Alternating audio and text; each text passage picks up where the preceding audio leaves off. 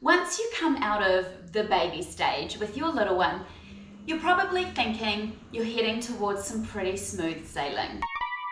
Unfortunately, many children, especially between the ages of 3 and 6 years old, can still experience disruption to their sleep. Today, I'm answering your sleep question.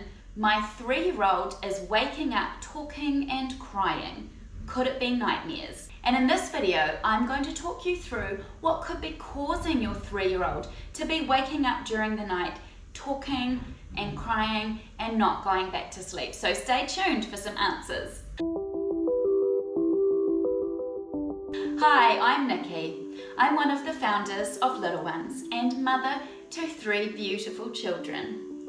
At Little Ones, we specialise in infant, toddler and child sleep and nutrition programs, which are found in our state-of-the-art mobile app. In our programs, we guide you through every stage of your little one's sleep and development from birth to 6 years old, including naps, night sleep, nap transitions, sleep regressions, starting solids, night weaning, you name it. We have a huge team of qualified experts waiting and ready to help you, so please visit us at www.little1s.co to find out more. So let's talk about your 3-year-old and what's going on overnight. I've got 3 main topics to talk to you about here. I'm going to talk to you about the daytime sleep. I'm going to talk to you about the difference between night terrors and nightmares, and I'm also going to talk you through a few strategies that you can use to ensure your little one is getting a good night's sleep. So first, let's start at the start. At 3 years old, and certainly over 3 years old, we would really expect to see that daytime sleep dropped altogether. So in a child this age, if they are still napping during the day, then that can definitely cause a more unsettled night. So they're just not tired enough to have a really long, consolidated nighttime sleep. This means they can be coming out of their sleep cycles easily and regularly, which would leave them open to waking in the night, crying and being unsettled because they want to go back to sleep, but their body's fighting it because they are undertired, which means they had too much sleep already in that 24-hour period. So what we would want to do, and it's a quick fix here and certainly something that you can try, is to remove the daytime sleep. Now, once we remove the daytime sleep, we have to be a little sensitive around that change for our children because it takes a while for their circadian rhythm to catch up. And what I would want to see is you pulling bedtime forward. Don't be scared of an early bedtime so that your little one isn't then getting too overtired. 3-year-olds are very active, busy little people. So there is a risk when they're not napping that they could be getting overtired during the day. And this, if your little one has already stopped naps, could still certainly be the case. So once your little one is no longer napping, bring bedtime forward.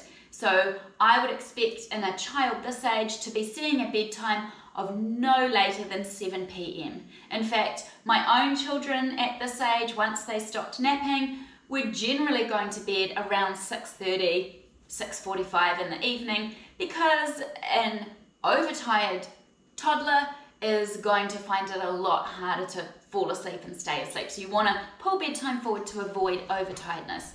In actual fact, my almost 6-year-old is still generally in bed just before 7 every night. She's a busy kid at school and she certainly settles easier and sleeps better when she has an earlier bedtime. The next thing I want to share with you is a bit of information around night terrors. Yes, children can have nightmares definitely at this age. Once imagination has kicked in, they can be prone to nightmares. There is a difference between nightmares and night terrors, however, and this might just be something to look out for in your little one. You say in your question, your little one is waking up talking and crying. I would want you to look at whether you are able to have a conversation with your little one at that point, whether you think they are coherent and properly conscious, because night terrors are a phenomenon that occurs where your little one is still actually asleep. So they're sort of stuck in a sleep cycle, They call out, they scream, they might thrash around, they sit up. It's very terrifying to watch, but there is no evidence that suggests that your child is actually under duress and that they're experiencing terror. It just looks like that. So they're kind of stuck between a sleep cycle. The way to know that it's a night terror is your child is not actually awake. So you can't have a conversation with them, and the next morning they won't remember the episode at all. So that's what a night terror looks like. Unfortunately, there's not much you can do if your child is having a night terror. Overtiredness is a contributing factor to night terrors. So avoiding overtiredness by having that early bedtime is a good way to try and get rid of night terrors if that's what's happening for your child. Nightmares, on the other hand, are, as you will be familiar with yourself, a bad dream.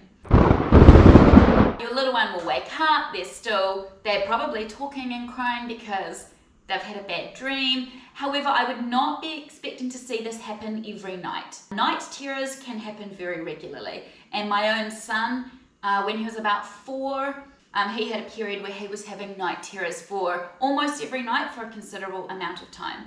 And it was generally the same time every night, before midnight, sort of around 10 p.m. So if you could almost set your watch by it, if it's happening very regularly, I would say it's more likely that it's night terrors and not nightmares that your child is experiencing. So avoiding overtiredness is really key here. If you think it is nightmares, however, something you can do is you can use a nightlight in your little one's room. It just helps reassure them, give them a bit of light in the dark so they're not as afraid when they wake up. You can also leave their bedroom door open, or even if you need it shut when they go to sleep, open it once they've gone to sleep, so just they can feel a bit more connected to you and to the rest of the house.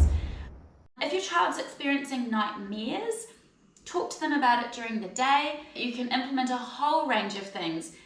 Monster spray, nightmare spray. We've actually got a video on our YouTube channel on how to make monster spray or good sleep spray, which is basically a placebo which helps our little ones feel safe and assured. You can do things like buy them a special teddy bear or a special cuddly to look after them in the night. Depending on whether you think it's night terrors or nightmares, there are quite a few different strategies. And in our 3 to 6 year old sleep and wellness program found inside our app, we do cover night terrors and nightmares quite extensively. So if you need some more help, maybe that's a good place to look. So to sum up, I would definitely suggest for your 3-year-old, no naps, pull bedtime forward a bit earlier, make sure they're not getting overtired, have a think about whether you think it's night terrors or nightmares, and then have a look from there into implementing some of those strategies I briefly talked about to help your little one through their nighttime and get a more consolidated, decent nighttime sleep for everyone.